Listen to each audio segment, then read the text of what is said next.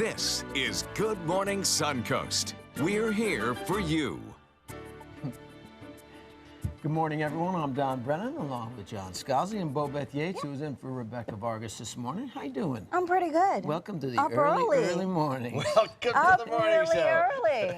Toothpicks available to hold the islands open if you need them. Well, you guys have a lot of energy to keep me awake. Yes. Oh, well, we've been putting back the coffee for about an hour now, so we're doing It's all a right. mindset. Yeah. It's a mindset. Well, I'm liking it so far. Well, it's only been 5 minutes. Exactly. Great to have you here. Great to have you here.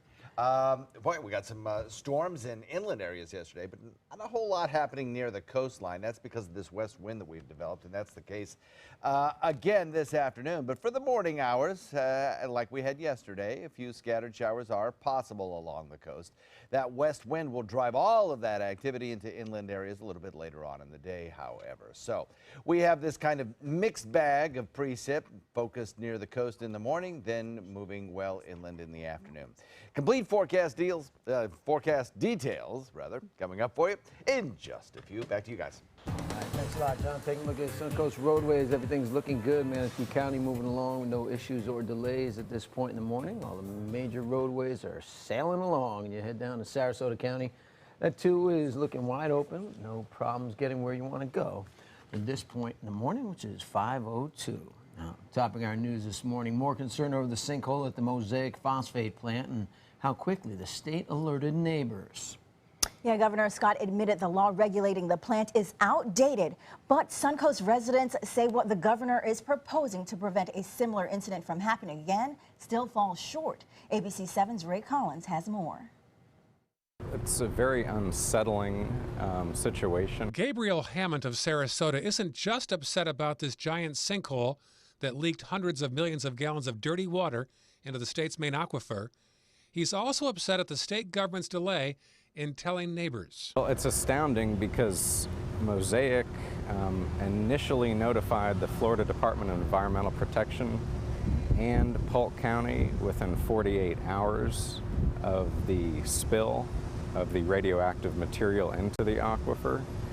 But law does not compel the Florida Department of Environmental Protection to alert the public as soon as they get notice of the spill, which is quite frankly confounding to me. We clearly have a law with regard to public notification that didn't make sense. Even the governor agrees. Rick Scott toured the sinkhole site Tuesday in Polk County, about an hour northwest of Sarasota. There ought to have been public notification right away. That's an outdated law, and so that's why we did the emergency rule. Scott's referring to a rule that now requires mining companies to alert the media within 24 hours, something even Mosaic admits shouldn't have to be mandated. In 2020 hindsight, I wish and Mosaic wishes that we had done outreach to the nearby community sooner. That should be common sense. That should be common courtesy. I mean, you know, you have people's lives around here. Some sinkhole neighbors have filed federal lawsuits against Mosaic due to the possibility of tainted water. Back in Sarasota, Hammond says he's concerned what happens when the governor's new emergency policy expires in 3 months. The rule will no longer be in effect after 3 months, and it'll be up to the legislature, and unless they have an emergency legislative session, we'll have to wait till the legislative session in March for new, stricter rules and alerting the public when these spills happen. Mosaic says the spill was contained within their site and is no threat to the public. In the newsroom, Ray Collins, ABC 7, your Suncoast News. The state's DEP also leading the cleanup in what remains from a weekend fuel spill on I-75 in Northport when a tanker overturned near Toledo Blade Boulevard. City officials say more than 4,000 gallons of gasoline have already been cleaned up, but out of an abundance of caution, officials have shut down portions of the city's water plants connected to the Myakkahatchee Creek because of a light sheen that was spotted outside of the containment area after a recent rainfall. We don't want to process that right now until we are 100% sure that that water is safe to consume. So what we've done is we've shut that portion of our plant down, and instead we're taking water from other resources further away. The city stresses that because of the high volume of water in storage, no potential contamination could have made it through their system. But they have performed tests. As a precaution, those results are expected back from the DEP soon.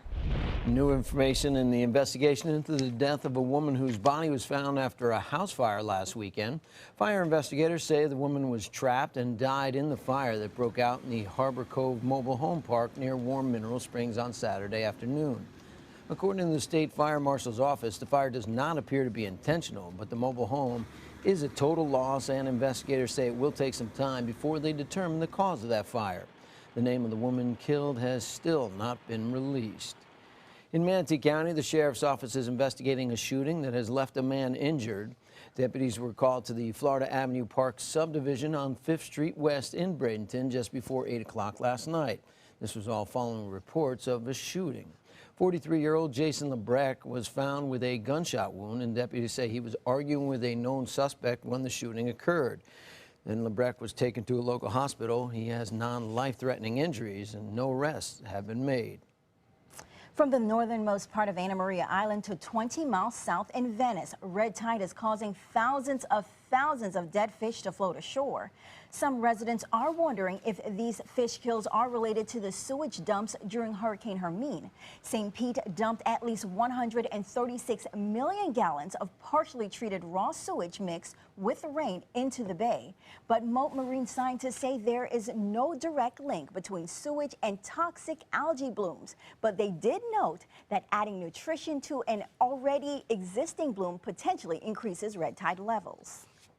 Nutrients in water from, say, sewage doesn't initiate a bloom. It will not be responsible for bloom initiation. However, if there is a bloom close enough to shore to use that nutrients coming off the surface, then the bloom can actually sustain and prolong duration. FWC staff are still collecting water samples and investigating the fish kills.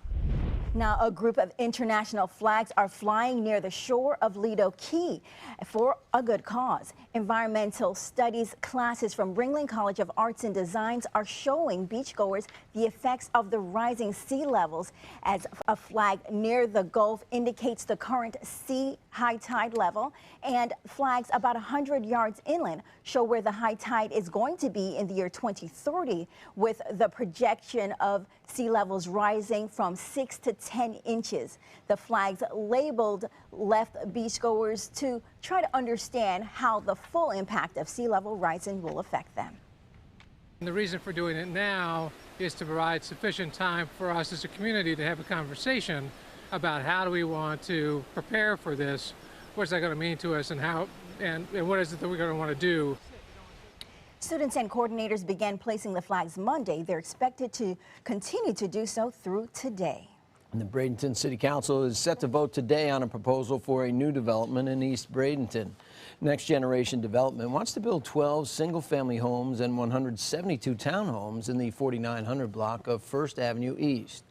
Nearby residents are concerned about the construction traffic that the project will bring to the neighborhood. The Planning Commission has restricted traffic to First Avenue East and hired a flagman to direct traffic.